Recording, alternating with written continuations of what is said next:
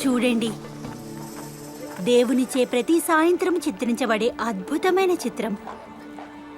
ఆయనకు నా మీద ఉన్న అపారమైన ప్రేమ తెలియబడుచున్నది. మీ మీద కూడా.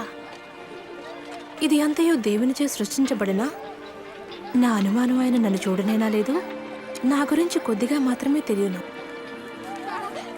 ఒకవేళ దేవుడు పరిశుద్ధ మనుషుని ప్రేమించేనేమో, కానీ నా వంటి వ్యక్తిని మాత్రం కాదు. రివికా, 3 సంవత్సరముల కింద నా వెంట నడిచి ఉంటే తెలిసి ఉండేది.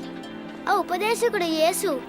సఫేరా, మాకు వివరంగా చెప్పు. మరియ మగ్దలినా? అవును, దయచేసి మీ కథ మాకు చెప్పరా? అవును, తప్పకుండా. లోనికి దయచేయండి.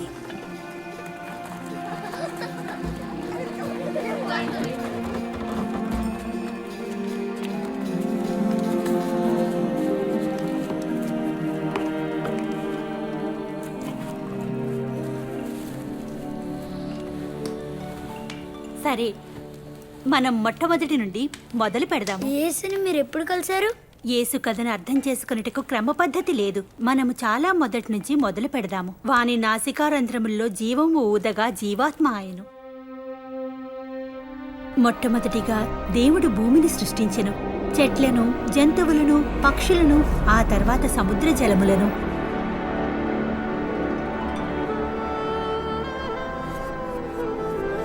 మొట్టమొదటిగా మనిషిని మట్టి నుండి తయారు చేసెను. వాని నాసికారంధ్రంలో జీవవాయువును ఊదగా నరుడు జీవాత్మ ఆయను. ఆ మొదటి వ్యక్తిని ఆదాము అని పిలువబడెను. దేవుడు తలచెను మనుష్యుడు ఒంటరిగా నుండుట మంచిది కాదని, కాబట్టి అతని తోడు కోసం సరైన జోడుని సృష్టించెను. ఆమెకు అవ్వ అని పేరు పెట్టెను. అతని తల నుండి తీయబడలేదు అతన్ని శాసించుటకు.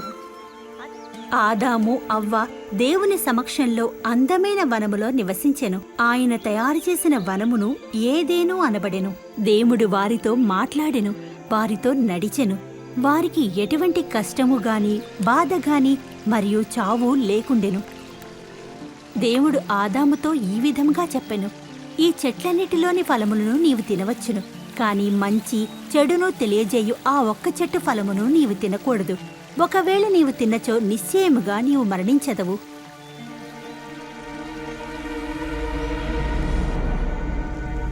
కాని ఒకరోజు సాతాను శోధించెను.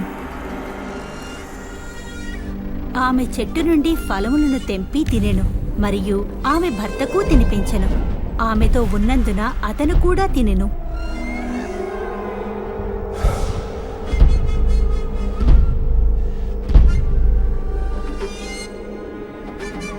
ఆదాము, అవ్వ సిగ్గుకరమైన క్రియతో దేవుని ఆజ్ఞను జవదాటి ఆ వనము యొక్క శాంతిని పాడు చేసెను. స్త్రీ పురుషుల ఏకత్వము మరియు దేవునితో ఉన్న ఏకత్వమును నాశనము చేసిరి. మనుష్యుడు శపించబడి కష్టమైన శ్రమను పొందెను. స్త్రీ శ్రమతో బిడ్డను కనుటకు మరియు భర్త యొక్క శాసనములో ఉండుటకు నిర్ణయించబడెను. కాని దేవుడు వారికి వాగ్దానము చేసెను. ఒకరోజు స్త్రీ యొక్క విత్తనము అనగా ఆమె నుంచి పుట్టిన బిడ్డ సర్పము యొక్క తలను చితకగొట్టెను. పరిశుద్ధ లేఖనములో దేవుడు తన కనికరముతో మాట్లాడెను. ఆయన సృష్టిని ఏకత్వము మరియు గౌరవముని ఉంచుకుని ఆయన తనచే జరపబడు కార్యమును ప్రవక్త అబ్రహముకు తెలియజేసెను. అబ్రహము దేవుని గౌరవించి నమ్మెను, మరియు దేవుడు అబ్రహమును మరియు ఆయన ద్వారా కలిగిన జనమును ఆశీర్వదించెను. పిలువబడును. ఒకరోజు దేవుడు అబ్రహమును పరీక్షించెను. దేవుడు అబ్రహముతో తన కుమారుని బలి ఇమ్మని అడిగెను.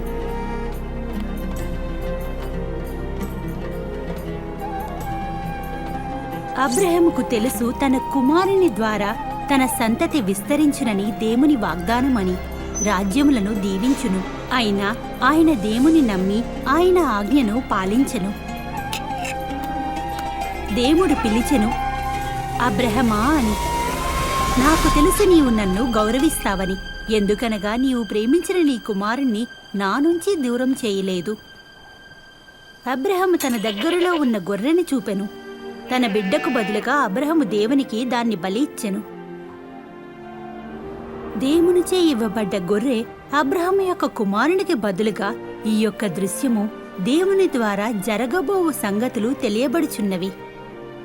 ఈ యొక్క ఆలోచన వలన పాపము మరియు మరణము అను శాపము నుండి విముక్తి పొంది పురుషుడు స్త్రీ దేవునితో సహవాసము గలవారగుదురు.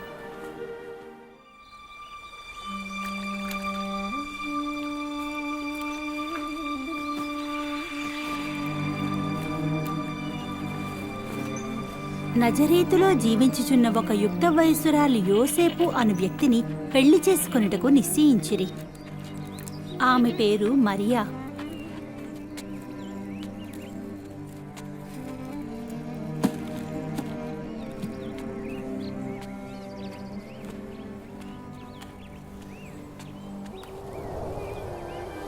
దేవుడు నీకు తోడయుండునుగాక. మరియు దేవుడు ఆమెను ఆశీర్వదించెను. భయపడకు మరియా, దేవుని అపారమైన కృప నీపై ఉండును. నీవు గర్భము దాల్చి ఒక కుమారునికి జన్మనిచ్చెదవు. అతనికి యేసు అని పేరు పెట్టెదవు. కాని నేను కన్యకను, ఇది ఎలా జరుగును? పరిశుద్ధాత్మ వచ్చును. దేవుని యొక్క శక్తి నిన్ను కమ్ముకొనును. నీవు కనబోవు బిడ్డ చాలా గొప్పవాడు. ఆయన సర్వశక్తి గలవాని కుమారునిగా పిలువబడును. ఎలిజబెత్తు మీ బంధువురాలు కూడా తన వృద్ధాప్యంలో ఒక కుమారుని కనును.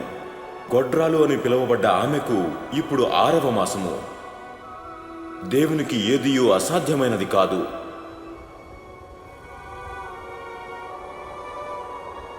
నేను దేవుని సేవకురాలిని. నీవు చెప్పినట్లుగానే జరగనేమో.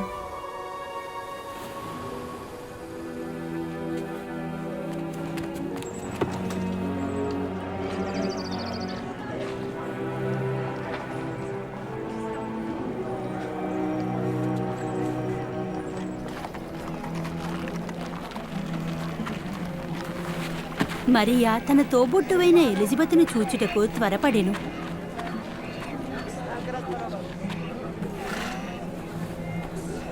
ఎలిజబెతు, మరియా, సహోదరి మరియా,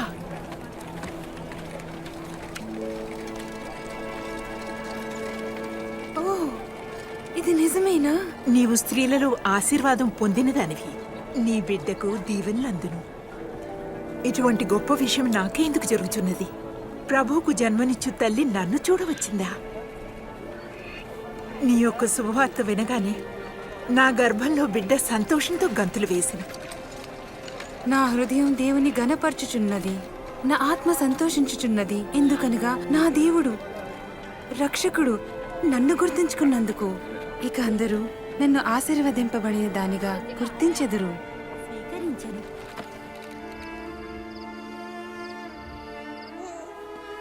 క్రీస్తు బెత్లెహేము నగరంలోని ఒక పశువుల పాకలో జన్మించెను.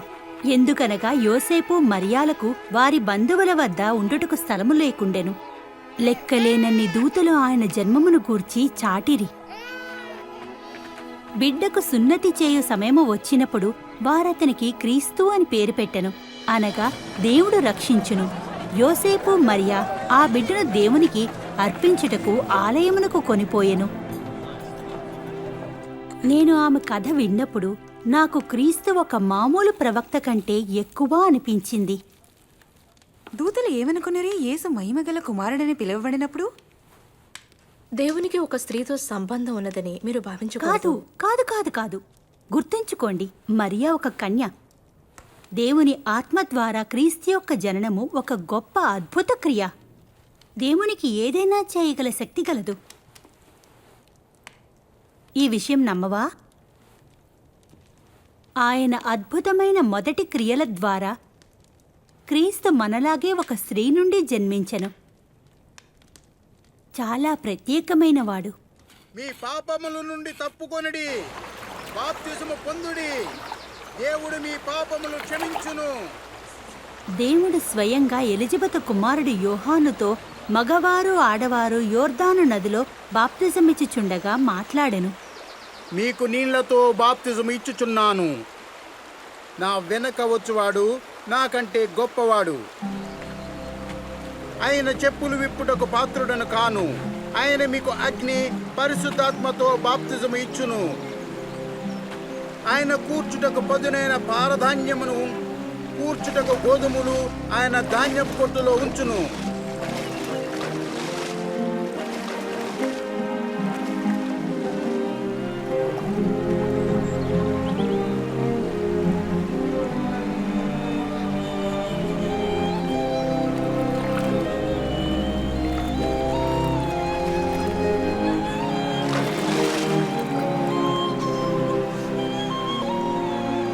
మరియు ఆకాశము నుండి పరిశుద్ధాత్మ పావురపు రూపంన క్రీస్తు వైపుకు వచ్చెను. పరలోకము నుండి ఒక స్వరము వినబడెను. అదేమనగా, నీవు నా ప్రియకుమారుడవు, నీ యందు నేను ఆనందించుచున్నాను. బాప్తిజము అయిన తర్వాత క్రీస్తు ఆ ప్రాంతమంతా బోధిస్తూ ప్రయాణించెను. ఆయన బోధపై ఆయనకు అధికారం ఉండెను.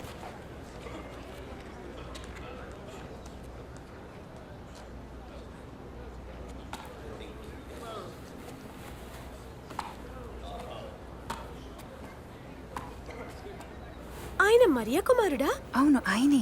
నిశ్శబ్దం.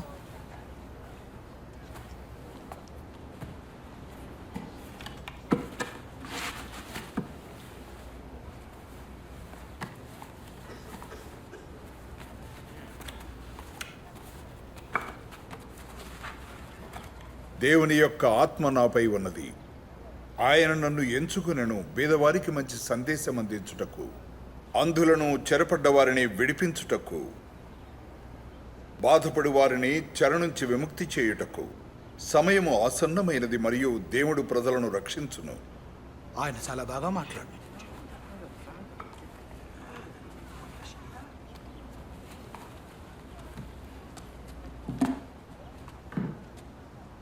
పరిశుద్ధ లేఖనము నిజమైనది. నీవు చదివినట్టు వినుచున్నావు. లేఖనములు నిజమై ఉన్నవా? మెస్సయ్య మాత్రమే ఈ లేఖనంలో పూర్తి చేయగలరు. మనం ఎలా తెలుసుకుందుము? ఆయన మాటలు ఎంతో మందిని ఆశ్చర్యముతో కదిలించెను. మరియు ఆయన చేసిన అద్భుత కార్యముల వలన ఎంతో మంది నమ్మిరి.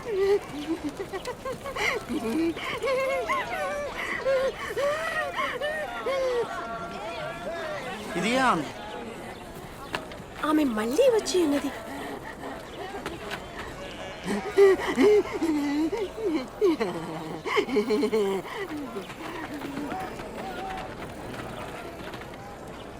ఆయనెవరు?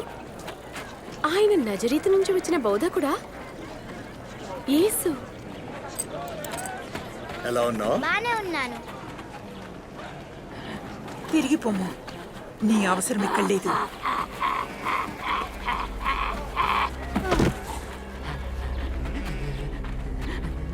బోధకుడా, ఆమెను వదలండి. కనీసం మీరు ఆమెను చూసినా మాలిన్యం మిమ్మల్ని అంటుకుంటుంది.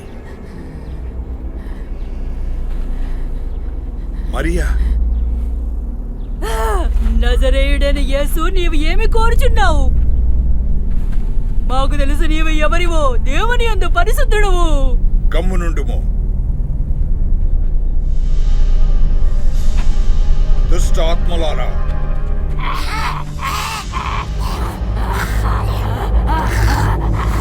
ఆమె నుండి బయటకు రమ్ము.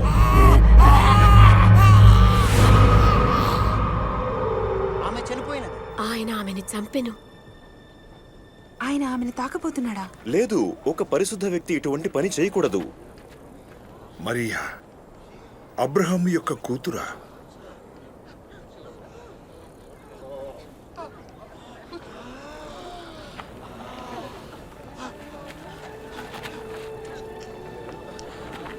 ఆమె బాగుగా ఆమె ఉన్నది. జీవించి ఉన్నది. ఇది ఒక అద్భుతం. ఈయనెవరు? ఆత్మలు కూడా ఈయన మాట వినుచున్నవి. ఇది ఒక అద్భుతము. ఇది ఒక అద్భుతం. ఇది ఎలా జరిగను? ధన్యవాదములు.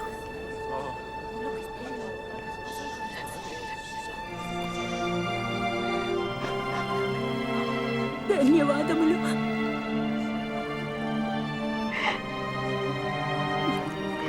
ధన్యవాదములు. ధన్యవాదములు.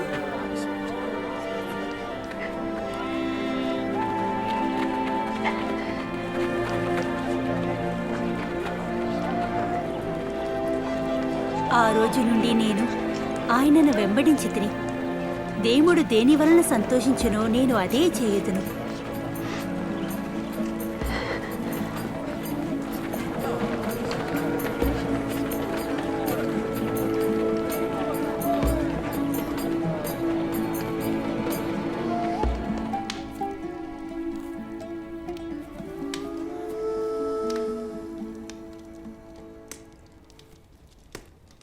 ఎన్నో ఏళ్లు నేను సిగ్గుతో జీవించితిని, కాని యేసు నా గౌరవమును నిలబెట్టెను. ఆయన శక్తి ఆ దురాత్మలను పారద్రోలెను. ఓ నా తల్లి, సఫేరా, దీనా, క్రీస్తు బోధలు అద్భుత కార్యములు నీకు తెలియను కదా? అవును. ఇప్పుడు నీకు తెలిసిందా ఆయన్ని ఎందుకు అనుసరిస్తున్నానో? నేనొక్కదాన్నే కాదు, మేము ఆకలిగొని ఉన్నాము. శారీరకంగా మానసికంగా దేవుని వద్ద చేరుటకు దారి చూపువారు ఒకరు కావలెను. చాలా కాలము ఆశాభంగం వలన, శ్రమ వలన మా యొక్క నమ్మకము నశించిపోయెను. కానీ క్రీస్తు ఎక్కడికి వెళ్ళినా ఆశాభావం కలిగించెను.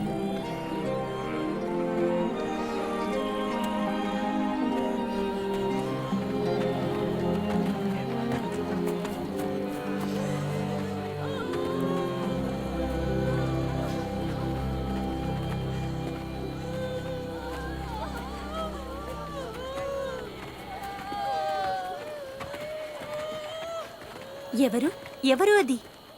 ఒక యువకుడు, ఓ విధవరాలి ఏకైక కొడుకు.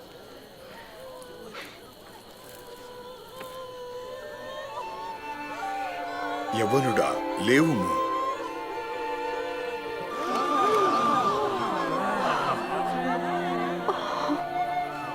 ఒక గొప్ప ప్రవక్త మనలో నుండి ఉద్భవించాడు.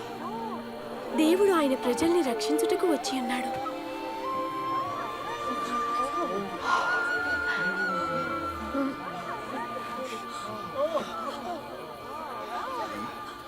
మిమ్మును ప్రేమించు వారినే మీరు ప్రేమించిన ఎడల మీకేమి మెప్పు కలుగును? పాపులను తమ్మును ప్రేమించిన వారిని ప్రేమింతురు కదా. మీకు మేలు చేయి వారికే మేలు చేసిన ఎడల మీకేమి మెప్పు కలుగును? పాపులను అలాగే చేతురు కదా. ఆయన ఆమెని ఎలా ముట్టుకున్నాడు? ఆయన ఆమెతో ఎలా మాట్లాడు?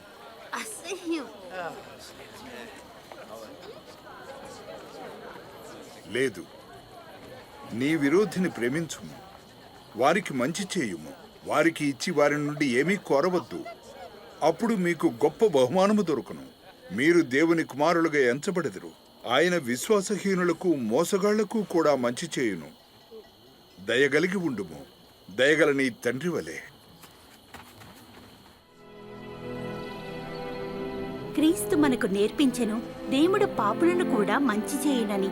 ఏ విధంగా అయితే శత్రువులను నశింపజేయుదురో, ఏ విధంగానైతే తప్పిపోయిన గొర్రెను రక్షించి భద్రపరుచుకుంటాడో, అలాగే ఆయన జనాన్ని కూడా రక్షించుకుంటాడు. మనకు తెలియదు మనుష్యులను అంచనా వేయుట, ప్రేమించుట, మనలను అలక్ష్యం చేసిన వారిని సంవత్సరాలుగా ఇతర పద్ధతులను మనము తప్పుగా ఎంచదము. అప్పటిదాకా క్రీస్తు సమరయ ద్వారా ప్రయాణించే వరకు.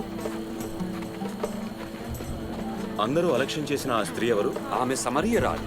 అది చాలదా ఆమె చెడు పోదాం రండి, మనం భోజనం కొనుటకు వెళ్ళదము. మన బోధకుడను వేచి ఉంచలేము.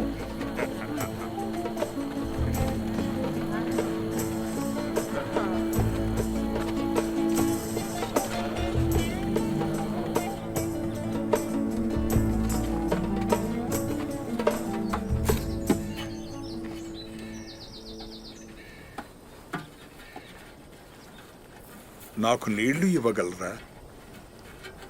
నీవు యూదుడవు, నేను సమరయురాలైన స్త్రీని. నీవు ఏ విధముగా నన్ను నీరు అడుగుచున్నావు? నాకు దాహమున కీయుమని నిన్ను అడుగుచున్నవాడెవడో తెలుసా? తెలుసుంటే అడుగుదువు, ఆయన నీకు జీవజలమునిచ్చును. అయ్యా, నీరు తోడుటకు ఏమీ లేదు. బావి చాలా లోతుగా ఉన్నది. మీకు నీరు ఎక్కడి నుండి వచ్చును? మా పూర్వీకుడైన యాకోబుచే మాకు ఇవ్వబడిన బావి ఆయన పశువుల మందలు దీనిలో నుంచి నీటిని తాగెను. నీవు యాకోబు కంటే గొప్పవాడివి అని వాదించెదవా? ఈ నీటిని త్రాగు ప్రతివాడును మరల దప్పికగునను. నేనిచ్చు నీటిని త్రాగువారు మరల దప్పికగొనరు. నేను వానికిచ్చు నీళ్లు నిత్య జీవనమునకై వారిలో ఊరడి నీటిబుగ్గగా ఉండును. అయ్యా, నాకు ఆ నీటిని ఇవ్వుము.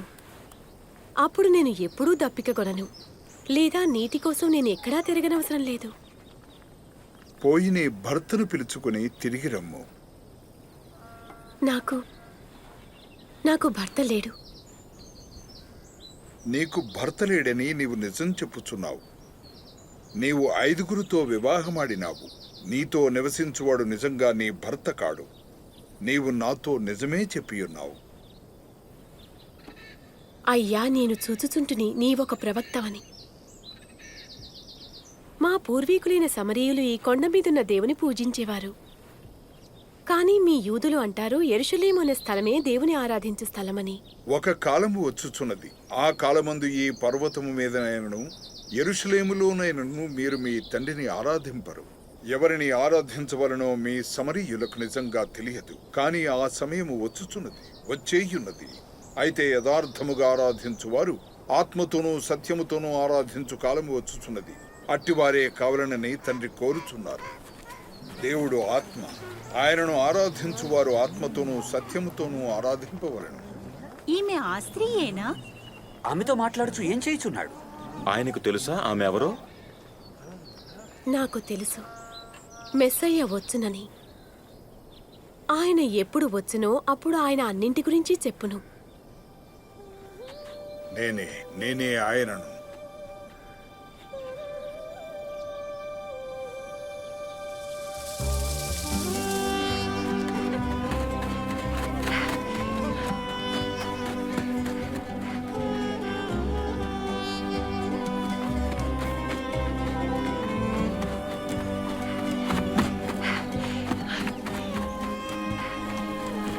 రండి, మీరు నాతో వచ్చి నేను చేసినవన్నీ నాతో చెప్పిన మనుషుని చూడండి.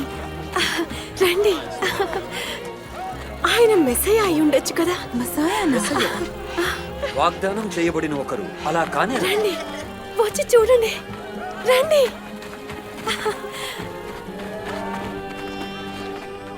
బోధకుడా, తినుటకు తీసుకొనుము.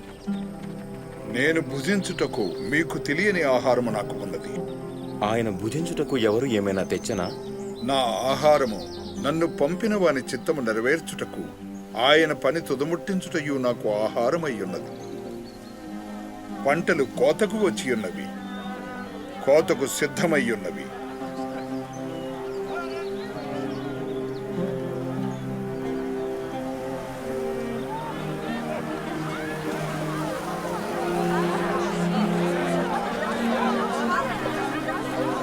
చూడండి, ఎంతమంది వచ్చుచున్నారో.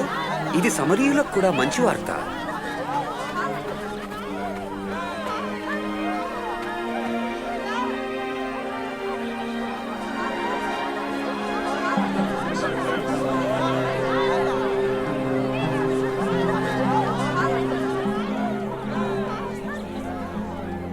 ఆ ఊరిలోని జనము క్రీస్తు యొద్దకు వచ్చి అక్కడ ఉండు వారికి బోధించమని వేడుకొనిరి. మేము 2 రోజులు కుంటిమి. చాలా మంది సమరయులు ఆయనను నమ్మిరి. ఎవడు చింతించి తన ఎత్తును 3 రెక్కువ చేసుకొనగలడు? ఇంత చిన్న పనిని మీరు చెయ్యలేరంటే మిగతా వాటికై చింతేలా? పుష్పములను చూడండి, అవి ఎలా పెరుగుచున్నవి. అవి కష్టపడవు. సొలొమోను రాజు వీటిలో దేనితోనూ అలంకరింపబడలేదు. దేవుడు నేడు పొలంలో నుండి రేపు పొయ్యిలో వెయ్యబడు అడవి గడ్డిని అలంకరించిన ఎడల మీకు నిశ్చయముగా వస్త్రములు ఇచ్చును. అల్ప విశ్వాసులారా, మన విశ్వాసమును దృఢం చేసేదము. మీరు ఆవగింజంత విశ్వాసము గలవారైతే ఈ చెట్టుకి చెప్తారు, నీవు వేళ్లతో కూడా పెకిలింపబడి సముద్రంలో నాటబడమని, అది మీకు లోబడును.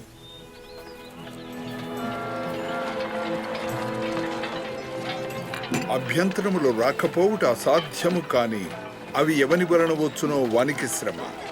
చిన్నవారిలో ఒకరికి అభ్యంతరము తెలియచేయుట కంటే వాని మెడకు తిరుగటిరాయి కట్టబడి సముద్రములో పడత్రోయటం మంచిది. దేవుని రాజ్యము దేనిపోలి ఉన్నది? అది ఇలా ఉంది. ఒక మనుష్యుడు అవగింజలు తీసుకుని పోయి తన పొలములో నాటును. ఆ మొక్క పెరిగి పెద్దగా చెట్టుగా అయ్యను. పక్షులు ఆ చెట్టుపై గూళ్లను కట్టుకొనను. ఆయన దేని గురించి మాట్లాడుతున్నాడో తెలియదు. నీవు ఎందుకు పన్ను వసూలు చేసేవారితోనూ పాపులతోనూ తిని త్రాగుచున్నావు? పాపులా? ఆరోగ్యవంతుల కొరకు వైద్యుడు అవసరం లేదు, రోగగ్రస్తులకు వైద్యుడు కావలను. నేను మంచివారిని పిలుచుటకు రాలేదు, పాపుల కొరకు.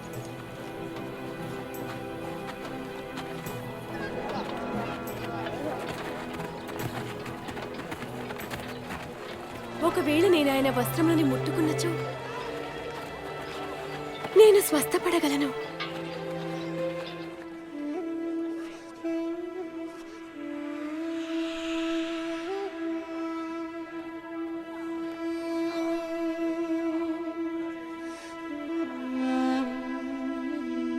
నన్ను ఎవరు ముట్టుకుంటుంది?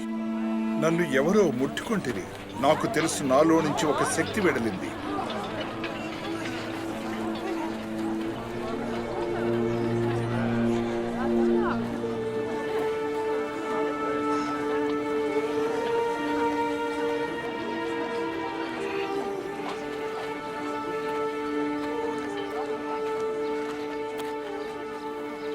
అది నేను నిన్ను ముట్టుకుంటుంది. నేను 12 ఏళ్లుగా రక్తస్రావంతో బాధపడుతున్నాను. నాకున్నదంతా వైద్యులకి ఖర్చు చేశాను, ఫలితం శూన్యం.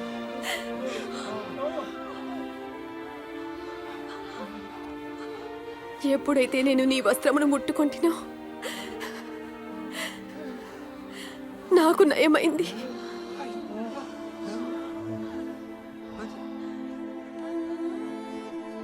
బిడ్డ, నీ విశ్వాసము నిన్ను స్వస్థపరిచెను.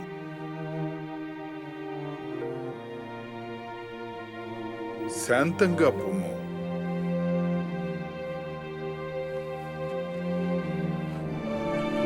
ధన్యవాదములు.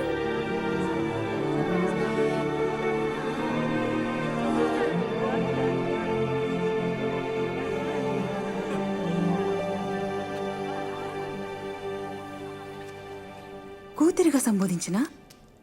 అవును, మన శాసనాల ప్రకారము 12 ఏళ్లు అశుద్ధురాలుగా ఉండుట. ఆయన ఆమె సిగ్గును చూసి ఆమె గౌరవాన్ని నిలిపెను. నాకు తెలియదు ఈ స్వస్థత ఎలా వచ్చెనో. క్రీస్తు శక్తి వలన లేక ఆయన దయ వలనో? చిన్న జనులారా, భయపడకుడి. మీ తండ్రి మీకు దేవుని రాజ్యమును ఇచ్చుటకు సంతోషించుచున్నాడు. కాబట్టి మీ దగ్గర ఉన్నదంతయు అమ్మి బేదలకు ఇవ్వుము. పరలోకమందు ఉండు అక్షయ ధనము సంపాదించుకుని అక్కడ ఎప్పుడూ తరగవు.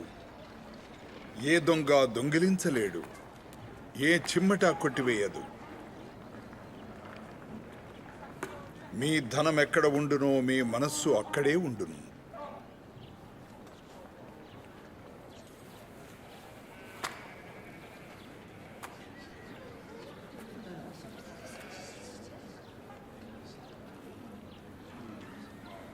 ఓ స్త్రీ, నీ యొక్క రోగము నుండి నీవు విముక్తి పొందినావు.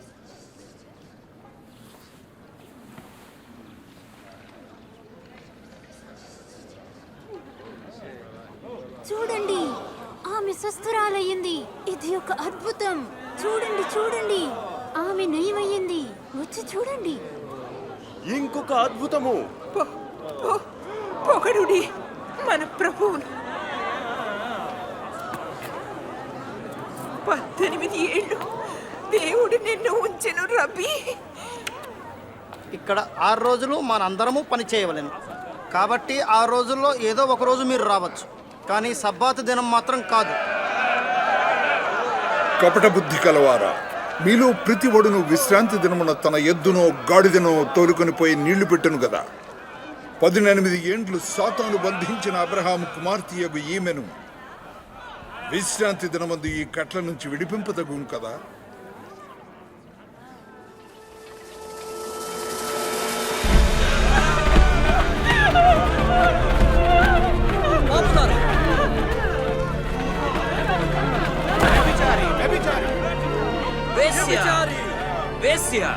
బోధకుడా, ఈమె వేశ్య, ఈమె వ్యభిచరించుచుండగా మేము ఈమెను పట్టుకుంటాం. శాస్త్రములలో మోషే ఆజ్ఞాపించెను, అట్లాంటి ఆడదాన్ని రాళ్లతో కొట్టి చంపాలండి. రాళ్లతో కొట్టండి, కొట్టండి, రాళ్లతో కొట్టండి, రాళ్లతో మరి కొట్టండి. మీరేమంటారు?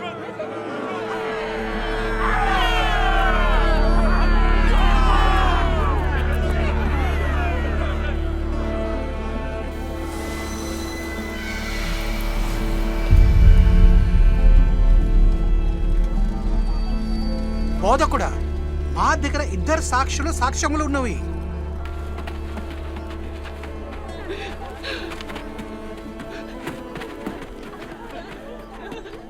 ఇప్పుడు ఈమెను మనం ఏమి చేసేదాం?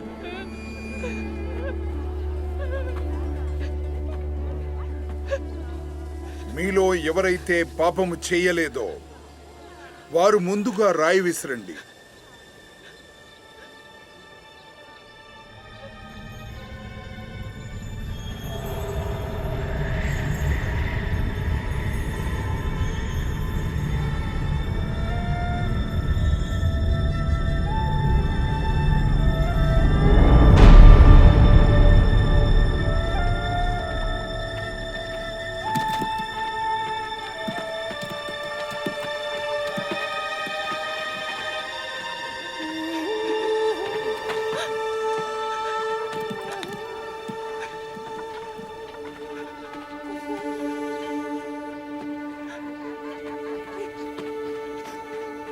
అమ్మా, వారు ఎక్కడ ఉన్నారు? నిన్ను శిక్షించుటకు ఒక్కరు కూడా లేరా? ఎవ్వరూ లేరు. అయితే నేను కూడా నిన్ను శిక్షించను.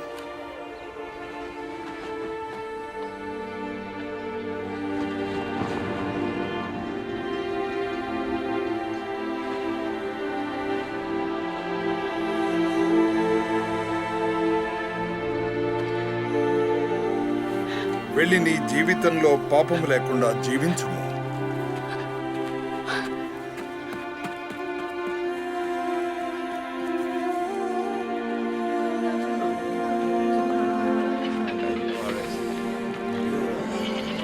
దయచేసి నన్ను లేపండి. నా భుజం పైకి. ఇప్పుడు చూడగలుగుతున్నావా? నేను క్రీస్తుని చూస్తున్నాను. ఆయన శాసనములను తిరస్కరించుచున్నాడు, విశ్రాంతి దిన ఆజ్ఞలు తిరస్కరించుచున్నాడు, పాపులతో కలిసి దురాపేక్షణ చేయుచున్నాడు. ఆయనను ఈ దారిలో పోనిచ్చినట్లయితే అందరూ ఆయనను విశ్వసిస్తారు. అప్పుడు రోమన్ అధికారులు మనపై చర్య తీసుకొని మన ఆలయమును పడగొట్టేదారు. ఆ చెట్లు ఫలించి ధాన్యములను ఆయనని అనుసరించే వారిని ఆపుటకు ప్రయత్నించి విఫలులైరి. కాని నిశ్చయించిరి వాగ్దానము చేయబడ్డ మెస్సయ్యను ఎలాగైనా ఆపవలనని. చివరికి ఆయనను మోసగించే వ్యక్తి వారికి దొరికెను.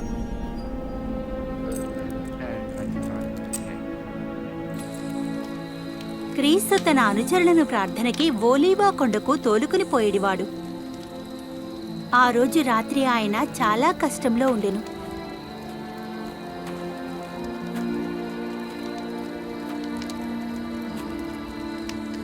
మీరు ఎందుకు నిద్రించుచున్నారు? లేవండి, ప్రార్థన చెయ్యండి, మీరు శోధనలో పడకుండా.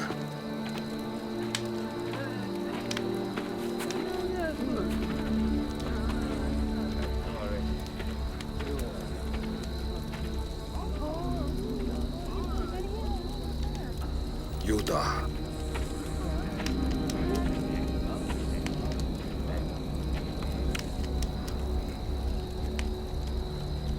నీవు నీ ముద్దుతో నన్ను మోసగించదు. ప్రభువా, మేము కత్తితో కొట్టవచ్చా? ఇది ఇక చాలును.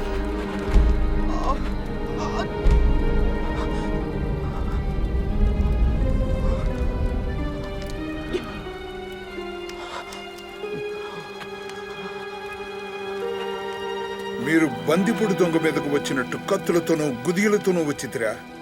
దేవాలయంలో మీతో ఉంటిని కదా, నన్నెందుకు పట్టుకొనలేదు? ఇది మీ గడియయు అంధకార సంబంధమైన అధికారమును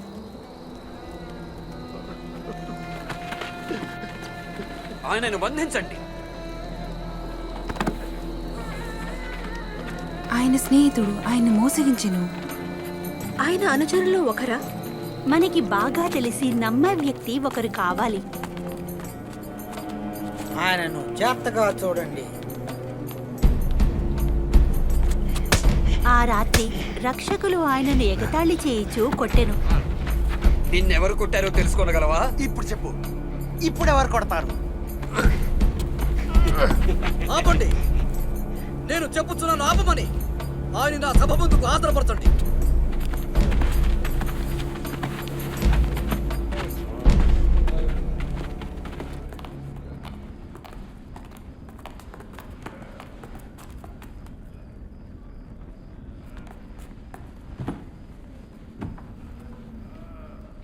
మాకు చెప్పండి, నీవు మెస్సయ్యవేనా? ఒకవేళ నేను చెప్పినచో మీరు నన్ను నమ్మరు. నేను మిమ్మల్ని ప్రశ్నించినా మీరు జవాబివ్వరు. కానీ ఇప్పటి నుండి నేను సర్వశక్తిగల దేవుని కుడివైపు కూర్చుని యుందును. అయితే నీవు దేవుని కుమారుడువా? మీరన్నట్టు ఆయన నేనే. ఆయన దైవ దూషణ చేయుచున్నాడు.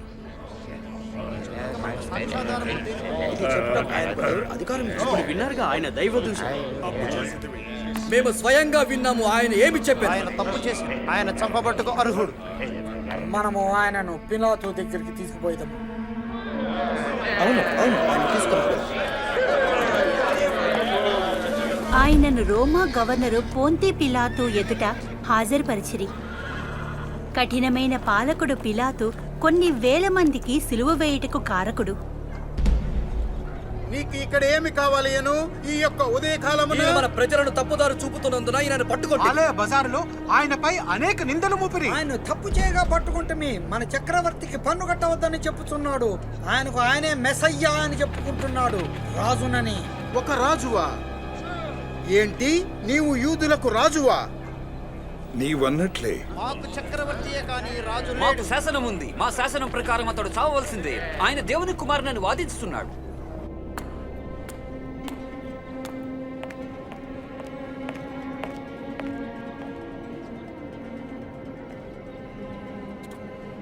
ఈ వ్యక్త చనిపోవుదగ్గ పని ఈయన ఏమీ చేయలేదు.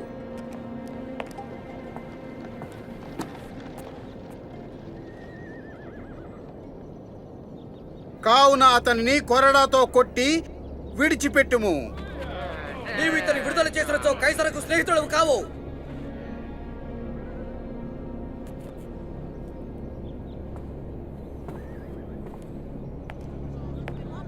అతనిని సిలువ వేయను. మీరు అతనిని కొట్టండి. ఎవరైనా రాజులను ప్రకటించుకున్న ఎడల చక్రవర్తి ఎడల తిరుగుబాటు చేసిన వాడు. పిలాతు, మీరు ఎందుకు ఎదురు చూస్తున్నారు? అతన్ని తీసుకోండి, చంపండి, సిలువ వేయండి. అతను ఏ తప్పు చేయలేదు.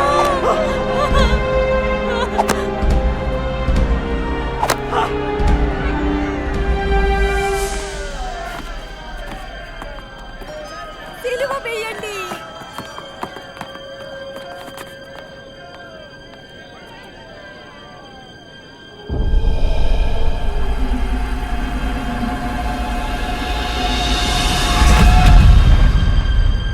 ఆయన సిలువ వేయండి. ఆయన సిలువ వేయండి. ఆయన సిలువ వేయండి.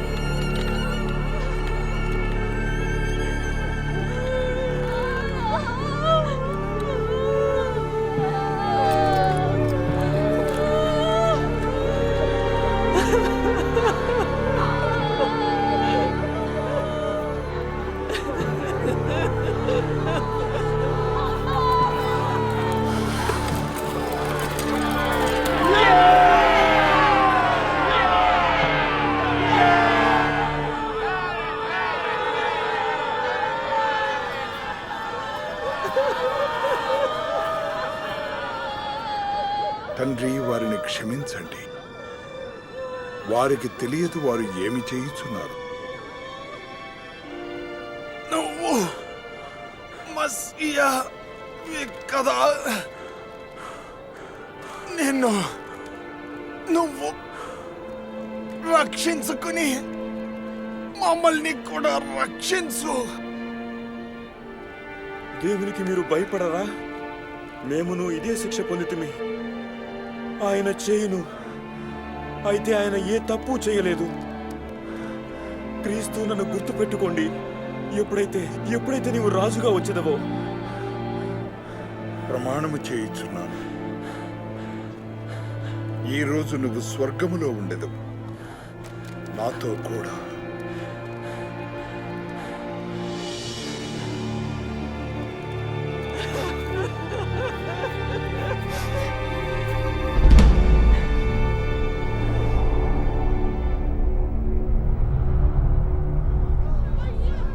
మధ్యాహ్న సమయమున ఆకాశము చీకటిగా మారెను 3 గంటల సేపు.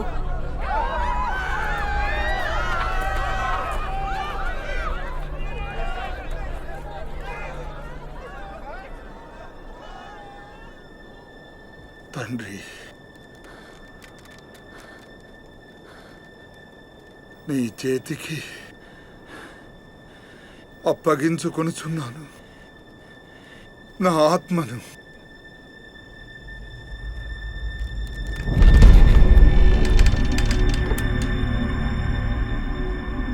దేవుని మహిమ పరచుగాక. తప్పకుండా ఈయన సరి అయిన మనిషి.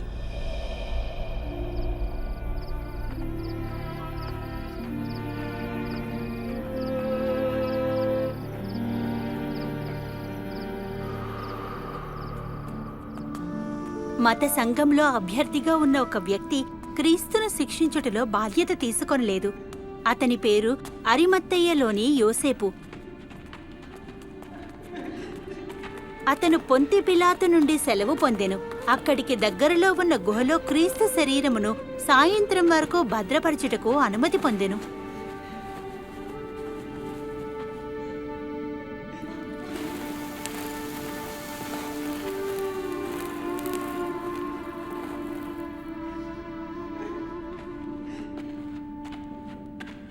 మమ్ము క్షమించండి, మేము మా ప్రభు శరీరమును వెంబడించుచున్నాము. అందరూ రండి, కాని రండి, సబ్బాతు దగ్గరికి వచ్చుచున్నది.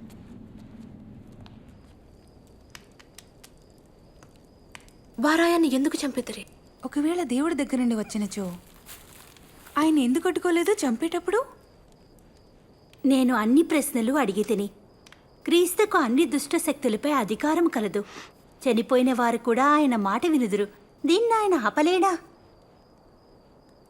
ఆయన్ను 3 ఏళ్లు వెంబడించి తిని వాగ్దానం చేయబడ్డ మెస్సయ్య ఈయనే అన్న ఆశతో. కాని ఆయన వెళ్ళిపోయిను. ఇప్పుడు నేనేం చేయగలను? ఇది చాలా విచారకరమైన కథ.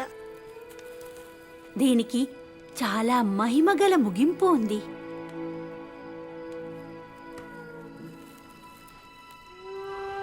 ఆదివారం ఉదయకాలమున క్రీస్తు సిలువ వేయబడ్డ 3వ నాడు మేము సమాధి వద్దకు వెళ్ళితిమి. ఆయన శరీరమునకు పోయిటకు సుగంధ ద్రవ్యములు తీసుకుని. ఈ రాయి తొలగింపబడి ఉన్నది.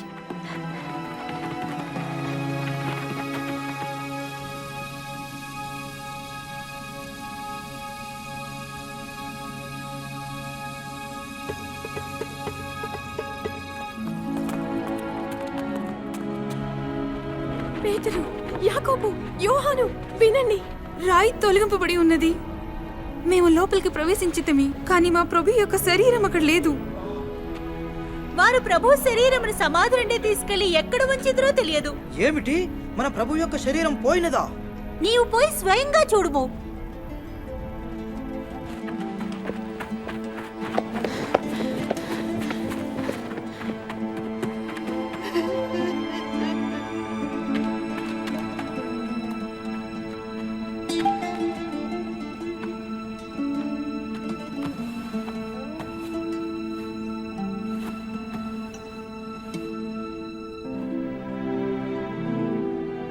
పేతురు సమాధిని పరీక్షించి ఇతర సహోదరుల దగ్గరకు వచ్చెను.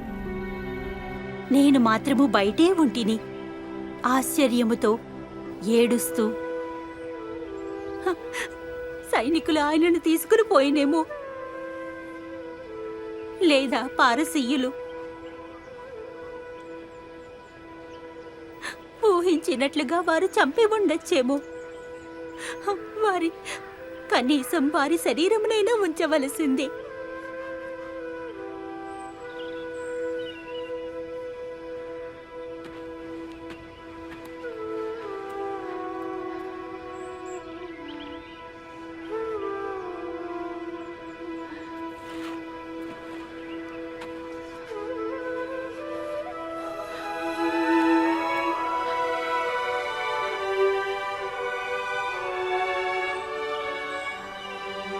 అమ్మా, ఎందుకు ఏడ్చుతున్నావు?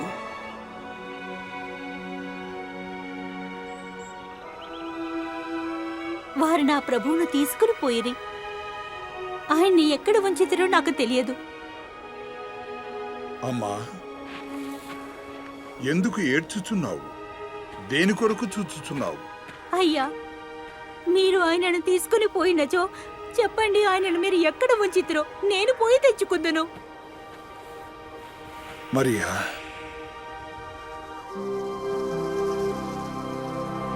బోధకుడా, నన్ను పట్టుకునవద్దు.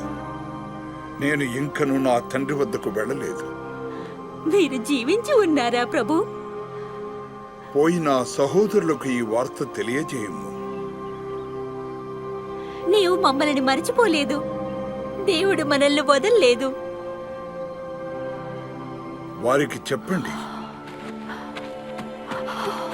నేను ప్రభువుని చూసి తిని, నేను మెస్సయ్యను చూశాను. ఆయన తిరిగి జీవించిన. అవును. ఎలా? మరణము ఆయన్ను తాకలేదు. అయితే ఆయన ఎందుకు మరణించవలసి వచ్చను? మరణాన్ని జయించుటకు. ఓ, ఆ రోజు నాకేమీ అర్థం కాలేదు. క్రీస్తు చాలాసార్లు మన ముందుకు వచ్చాడు. ఆ తర్వాత కూడా ఆయన మనకు నేర్పించెను. ఎన్నో ఏళ్ల క్రితం క్రీస్తు రాకముందే ప్రవక్తలు లేఖనములో భవిష్యత్తులో మెస్సయ్య వచ్చునని, శ్రమ నొందునని చెప్పెను.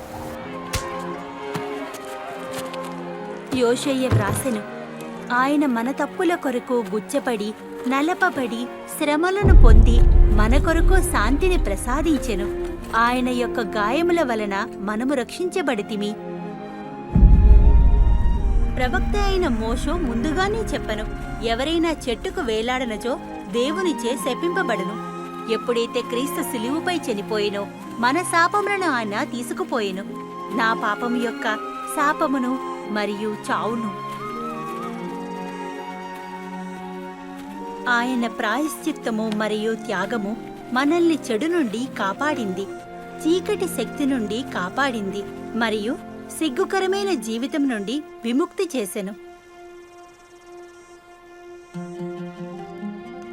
అబ్రహామునకు దేవుడు అందించెను దీవెనలు. దేవుడు చెప్పెను, భూమిపై ఉన్న సమస్త జనులు ఆయన ద్వారా ఆశీర్వదింపబడదరని. అందరూనా? స్త్రీలు కూడానా? క్రీస్తు నన్ను అబ్రహాము కూతురా అని పిలిచెను. నీవు దీవెనలు పొందు బిడ్డవి, ఆశీర్వదింపబడ్డ కూతురివి. 12 ఏళ్లుగా రక్తస్రావము గల స్త్రీ వలె లేదా నావలే ఇక ముందు మనం భయంతో సిగ్గుతో జీవించనవసరం లేదు. ఇక ముందు మనం చూడని దాన్ని, వినని దాన్ని గురించి బాధపడనవసరం లేదు. క్రీస్తు స్వయంగా చెప్పుకొనెను, దేవుని యొక్క ఆత్మ నాపై ఉన్నది. ఆయన నన్ను ఎంచుకొనెను పేదవారికి మంచి సందేశం అందించుటకు, అంధులను, చెరపడ్డ వారిని విడిపించుటకు, బాధపడి వారిని చెర నుంచి విముక్తి చేయుటకు. సమయము ఆసన్నమైనది మరియు దేవుడు ప్రజలను రక్షించును. క్రీస్తు ప్రజలను ముట్టుకొనెను. స్రావముతో బాధపడు స్త్రీని అశుద్ధురాలిగా చూస్తాము. వారిని స్వస్థపరిచెను. ఆయన పిల్లలకు, పురుషులకు, స్త్రీలకు నేర్పెను. గొప్ప బీద సరైన పాపిని వారి యొక్క గౌరవమును నిలిపెను. ఆయన చేసి చూపెను తన గొప్పతనమును కనికరమును. మనుషులను స్వస్థపరిచెను. సాతానుని పారద్రోలుచు స్త్రీ పురుషులు పిల్లలను చెర నుండి విడిపించెను. ఆయన శక్తి సాతానుపై చెడు ఆత్మలపై అధికారమును చూపెను. క్రీస్తు తన కుమార్తె కుమారులను చనిపోయిన తర్వాత కూడా తన శక్తిని చూపుచూ వెనక్కి పిలిచెను. సాతాను దుష్టాత్మలు ఆయనపై విజయం సాధించనని ఆయనను సిలువ వేసినప్పుడే నమ్మెను. క్రీస్తు మరణము నుండి లేచెను. సాతాను మరణం వంటి శక్తులపై విజయం పొందెను. అప్పుడు ఆయన మెస్సయ్యనా? వాగ్దానము చేసిన మెస్సయ్యను దేవుడు పంపెను. దేవుడు చేయు అద్భుత క్రియలను క్రీస్తు కూడా చేయగలడు. ఎవరైనా కనికరం గల శక్తి గల నమ్మకము గల వ్యక్తి క్రీస్తులాగా ఉంటే వారు మన నమ్మకం విశ్వాసంను పొందగలరు. దేవుడు ఎప్పుడైతే భూమిని సృష్టించెనో ఆయన స్త్రీ పురుషుని ఆయన సమక్షంలో సంతోషంలో జీవించవచ్చునని ఇది ఆయన ఆలోచన. మనము ఆయన్ని విశ్వసించలేదు. ఆయన ఆజ్ఞలను నిరాకరించాము. ఈ సిగ్గుకరమైన చర్య వల్ల మనము దేవుడి నుండి దూరం కాబడ్డాము. పురుషుని మరియు స్త్రీని దగ్గర సంబంధీకురాలిగా చేసెను. మనము కూడా ఈ అవిధేయతను చేయుచున్నాము. లేఖనములు చెప్పుచున్నవి, పాపము చేయకుండా ఒక్కరూ లేరు. ఈ పాపమునకు ప్రతిఫలము మరణము, దేవునికి దూరం చేయబడుట. కాని దేవుడు తన ప్రేమకు దూరమై సిగ్గు మరియు భయముతో జీవించుటకు తృప్తి చెందలేదు. కనుక ఎలాగైతే అబ్రహాము కుమారునికి బదులుగా గొర్రెను పంపెనో అలాగే మన కొరకు దేవుడు క్రీస్తును పంపెను. మనకు బదులుగా క్రీస్తు యొక్క జీవితము, మరణము మరియు పునరుద్ధారణ మనకు మరియు దేవునికి గల సంబంధమును బలపరిచెను. ఎవరైతే ఆయన వైపు తిరిగి ఆయనను అనుసరించునో ఈ దగ్గర సంబంధము సర్వశక్తిగల దేవునితో ఎప్పటికీ అంతమొందదు. మనం చనిపోయినా కూడా సిలువుపై గల నేరస్తులు కూడా క్రీస్తు చనిపోవునప్పుడు విశ్వాసముంచిరి. క్రీస్తు అతనికి వాగ్దానము చేసెను, ఈ రోజు నీవు నాతో కూడా స్వర్గమందు ఉండెదవు.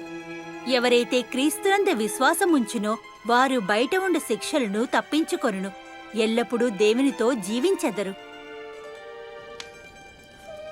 ఎలా? విశ్వాసంతో ఆయన్ని అనుసరించి. కాని ఆయన నన్ను ఎలా ఒప్పుకున్నో? ఆయన నన్ను మరియను చేర్చుకునేను. నేనెలా తెలుసుకోగలను? ఆయనను నమ్ము, ఆయనను అడుగుము, ఆయనతో మాట్లాడుము.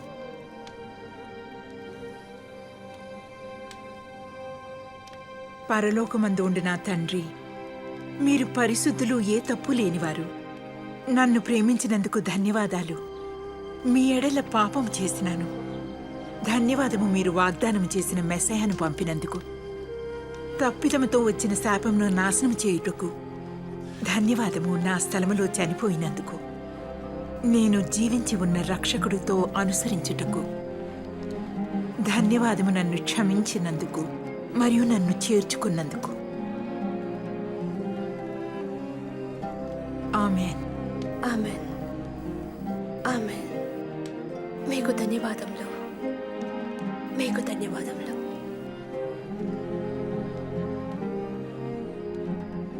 క్రీస్తు అనెను, నా గొర్రెలారా, నా మాట వినుము.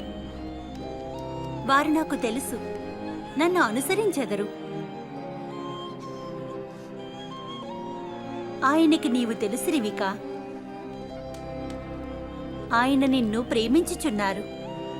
ఇదే మొదలు శాశ్వతమైన సంబంధం కొరకు. అది పెరుగును ఆయన్ని తెలుసుకున్నప్పుడు, ఎక్కువగా విశ్వసించినప్పుడు. ఆయన మాట విన్నప్పుడు మనము ఎదుగుదుము. విశ్వాసముతో ప్రార్థన చేయవలెను.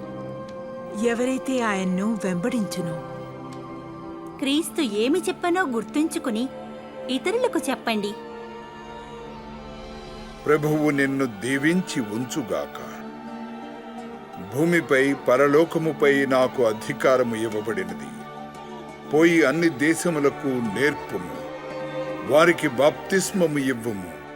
తండ్రి, కుమార, పరిశుద్ధాత్మ పేరు మీద నీకు ఆజ్ఞాపించు అన్ని విషయముల గురించి గమనించు, వారికి నేర్పింపుము. తప్పకుండా ఎల్లప్పుడూ మీతో ఉండెదను. ప్రపంచము అంతమొందినాడు కూడా.